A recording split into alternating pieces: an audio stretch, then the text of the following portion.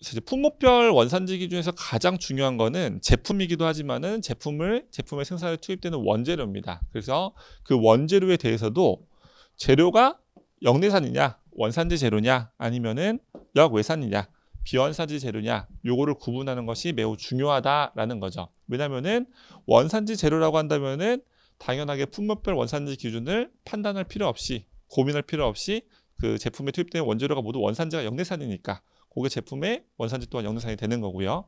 비원산지 재료인 경우에는 당연하게 이제 품목별 원산지 기준에 대입을 해가지고 판정을 해야 되니까 이제 그 원산지 기준을 정확하게 검토를 해야 된다라는 점에서 차이가 있다라고 보시면 될 것 같습니다.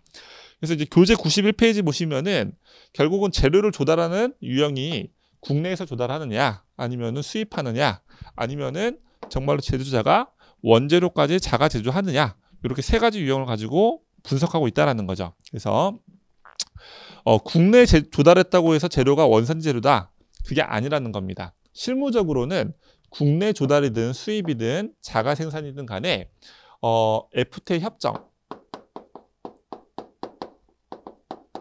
그리고 우리나라의 국내법에서 규정하고 있는 원산지를 소명 가능한 서류가 있습니다. 그래서 국내에 조달하는 서류는 원산지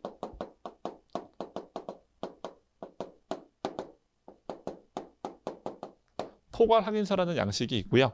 그 다음에 수입자재 같은 경우에는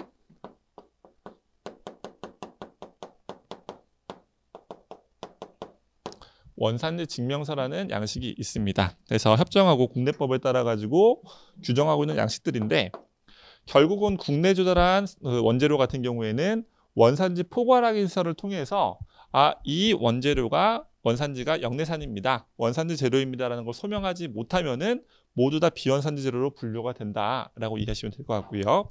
수입 원재료도 마찬가지입니다. 수입 원재료 같은 경우에도 해당 그 수입 원재료를 수출한 수출자가 원산지 증명서를 발급하지 않는 경우에는 아무리 우리가 이 수입 원재료가 영내산입니다라고 주장을 해도 먹히지가 않는다라는 겁니다. 그래서 반드시 원산지 증명서가 필요하다라는 것을 기억을 해주시면 될 것 같습니다. 교재 91페이지에서는 이제 어떤 경우의 수에 따라 가지고 원산지 재료와 비원산지 재료를 이제 구분하고 있는데, 간략히 보시면 다 이해가 되실 겁니다. 그래서 국내에 조달한 원재료부터 보시면은 원산지 재료는 방금 말씀드린 대로 원산지 포괄 확인서상에 이 원산지가 원산지 재료입니다, 즉 영내산 재료입니다라고 소명한 재료를 원산지 재료로 규정을 하고 있고요. 비원산지 재료 같은 경우에는 보시면은 활용협정의 원산지 결정 기준을 미충족한 재료, 즉 우리가 품목별 원산지 기준은 상품에 대해서 판단하지만, 원산지를 판단하지만 원재료에 대해서도 이 원재료가 원산지냐 비원산지냐 판단하기 위해서는 똑같이 품목별 원산지 기준에 대입을 해봐야 된다는 거죠. 대입을 해봤더니 미충족했다, 그런 경우는 당연하게 비원산지 재료다라는 걸 의미하는 거고요.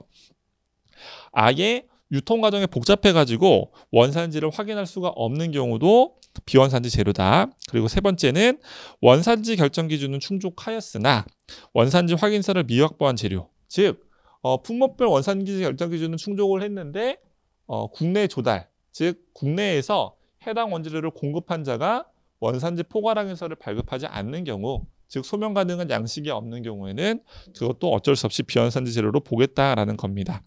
수입도 비슷합니다. 그래서 원산지 재료 같은 경우에는 원산지 증명서를 통해 원산지가 소명된 재료, 비원산지 재료 같은 경우에는 협정 상대국 이외 국가에서 수입된 재료라고 되어 있습니다.